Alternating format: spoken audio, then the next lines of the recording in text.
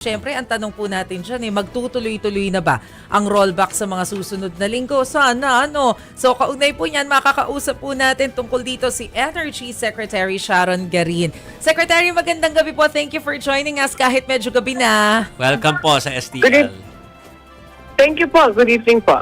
Opo. Secretary, tama po ba? Ano po ba yung aasahan natin sa susunod na linggo? May panibagong rollback? Yay! Yay na agad. May mukhang meron, pero hindi ko pa sa'yo masabi kung magkano. Pero based on the last 4 days, mukhang meron significant naman na rollback for Tuesday next week. Mm-hmm.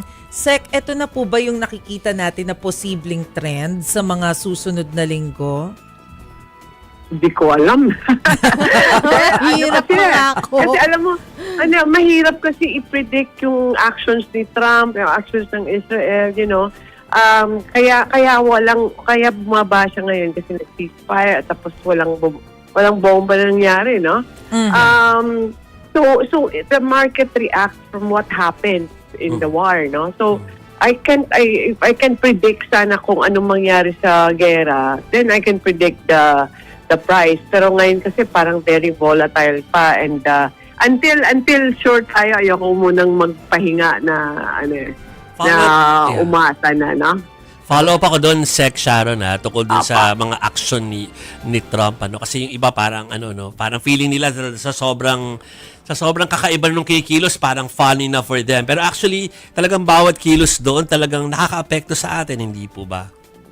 Opo, kasi halimbawa, di ba, minsan may sinabi siya after no ceasefire, may sinabi siya na, wala na to, blockade ko yung blockade ng Iran or something like that. Di ba, may speech lang yun, hindi pa nga yata yun, speech, And it moved up the price, Yeah.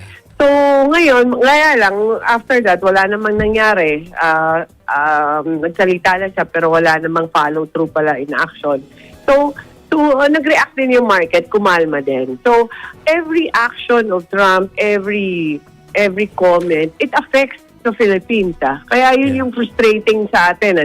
Yeah. Wala tayong kinalaman dun, pero affected every household sa Pilipinas. Okay.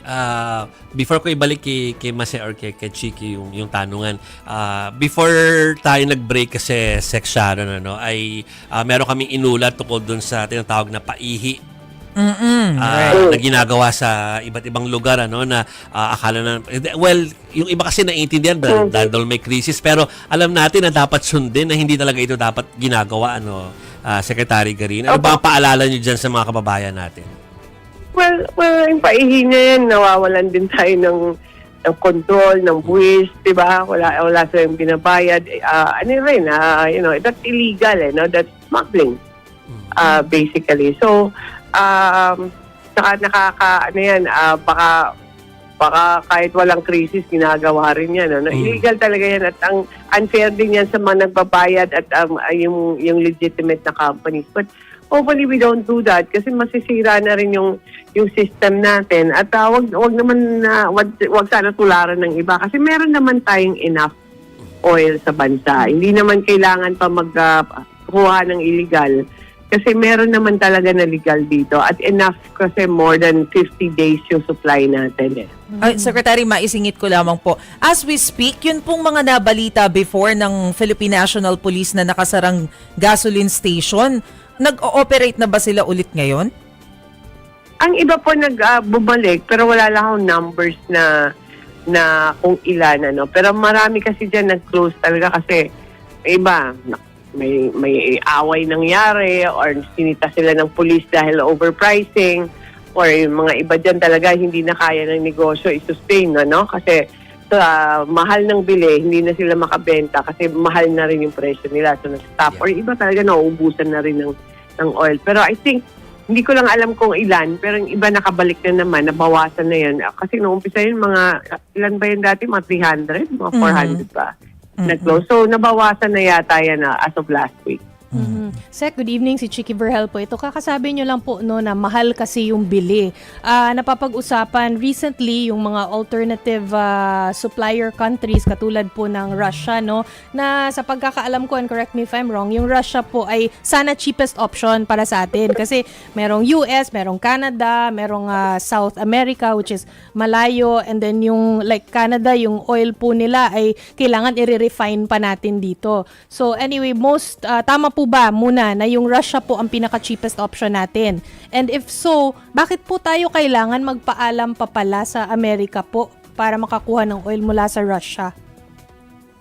Opo, yung Russian oil po, cheaper din siya, pero hindi naman siya cheapest kasi iba-iba rin yung presyo. Depende, may mga Nigeria ka din, may South America.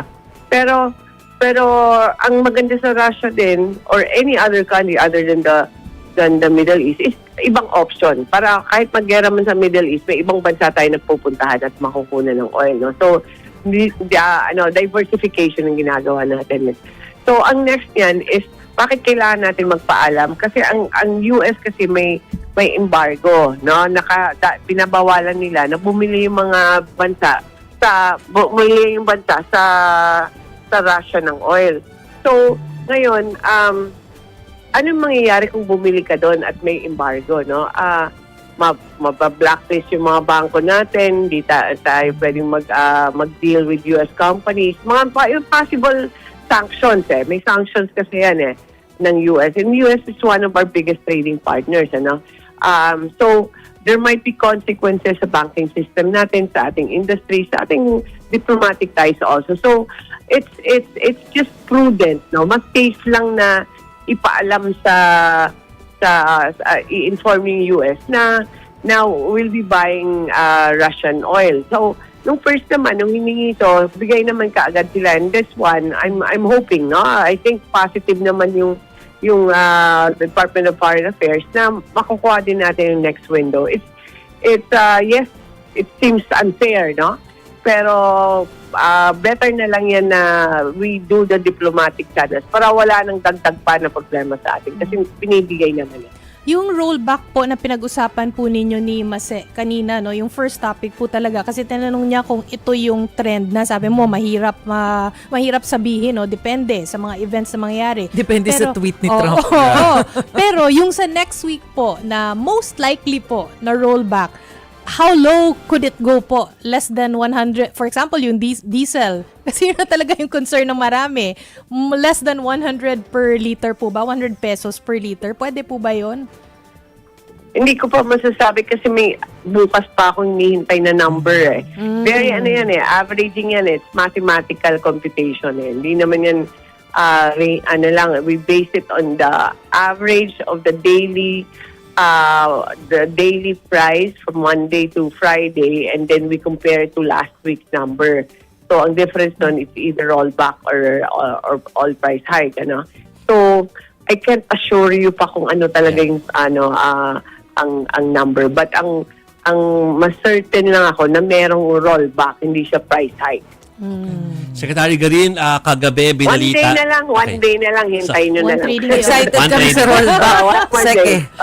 Ano kami, magmo-monitor kami dyan, Secretary Garin. Ano? Pero itong news ito, binalita namin ito kagabi. Yung pledge na ginawa ng Japan na 10 billion para tulungan yung mga Asian countries pagdating sa oil crisis.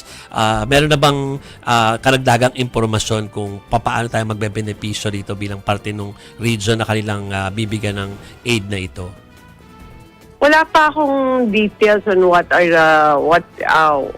will be the programs under that, kung ano yung mga agreement. No? Pero pagkakaintindi ko, nung umattend ako ng meeting with Japan and the rest of the Asian countries with the President, yung parang pag-build din ng reserves for all the countries and parang regional reserves that in case there's a country that really needs oil supply, then they can be prioritized for that oil reserve. So, baka yun yung isa sa mga program yun. Yung parang imbis na meron tayong national oil reserve, meron din tayong regional oil reserve na meron tayong mga tangke na magtatago just to use in case of emergency.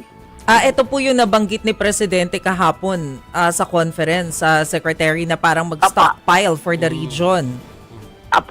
Yun yung Oo. kung hindi, kasi yun yung topic kahapon, and then I think Japan followed that with a commitment with for how much they want to help or contribute. Pero Secretary, natukoy po ba kung ano kaya yung mga potential na country, especially dito sa ASEAN, na pwedeng magtago at magreserba ng mga petroleum products for the region? Kung saan? Opo. Hindi ko pa alam kung meron na silang criteria on which types of countries can be reserved. I haven't seen pa the report. So hopefully isa din sa Pilipinas din. Yes. Pero kung sa Pilipinas din, do we have enough storage for that? Kasi 'di ba, as we speak, parang 60 days yung average Pwede. na kaya nating i-store. Wala. As of, if you bring it today, no. But we have to Oo. build extra storage talaga. Kailangan yan ipa-construct talaga yung storage. For Are you. we looking into that, Sec? Would you recommend that na Pag-aralan gagawa ng storage pa? And how long po will it take? Di ko alam kung gaano katagal at magkano yung gastos, but yes, I would support that kind of activity or kind of program kasi we really need reserves. Kailangan yung national or yung gobyerno mismo merong reserves na tinatago just in case of, yung parang alam mo yun, yung parang in case of rainy days may tinatago kang pera. Parang Yeah. ganun din yun Dapat in times of conflict or war, we have to have our own na tinatago na oil.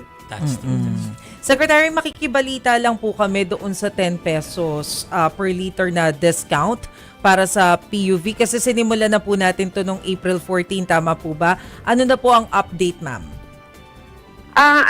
We're still observing kasi bagong program to, bagong proposal namin to at tinitesting namin yung system. So bukas mag-meeting pa kami kung ano pang mga reports na problema or paano namin i-expand. So we'll find out tomorrow kung ano yung mga problem areas namin. And then pag hopefully kung maayos namin over the weekend, we can expand this and expand to more cities and more regions. And hopefully within April, the whole country na. So far, tama po ba nasa 40 plus yung stations na pwedeng kunan nung 10? Apa.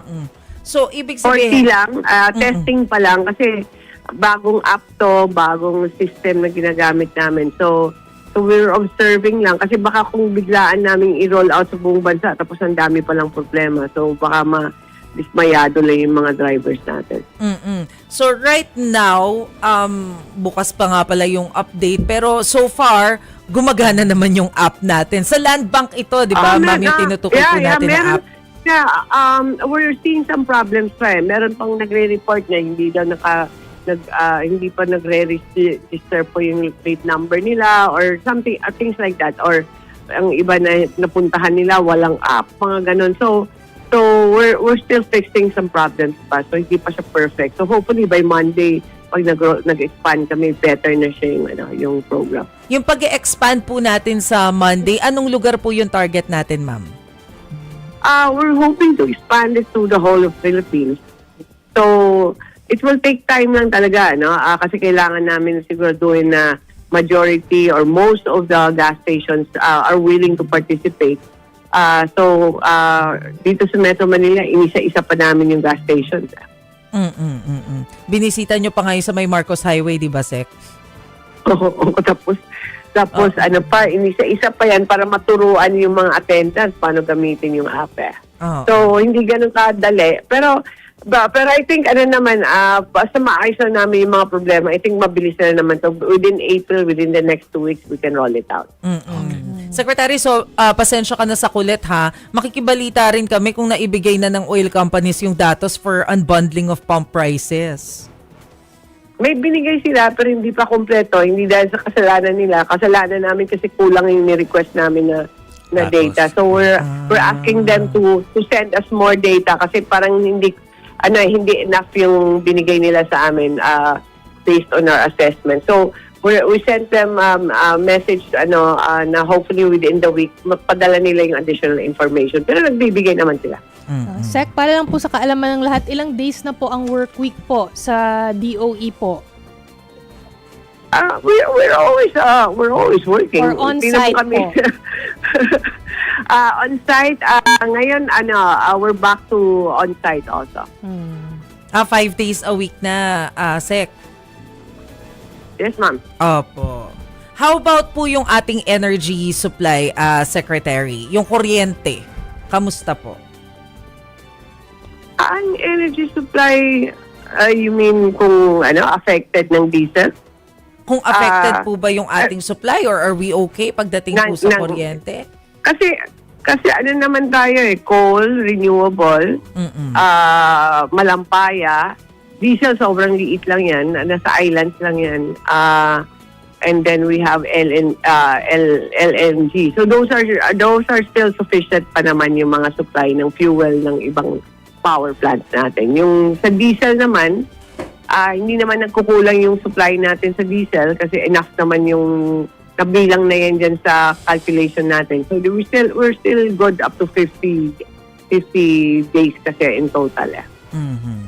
Okay. Sige po. Secretary, baka po meron lang po kayong additional message. Gusto nyo pong ipaalam sa ating viewers? Thank you po. Thank you for inviting me to for tonight. No? Pero paalala lang po sa lahat, let's all work together. Ambag lang po to. Let's all help each other. Let's try to save on energy and electricity po. Alright, sige po. Energy Secretary Sharon Garin, marami pong salamat for joining us this evening. Thank you po. Thank you.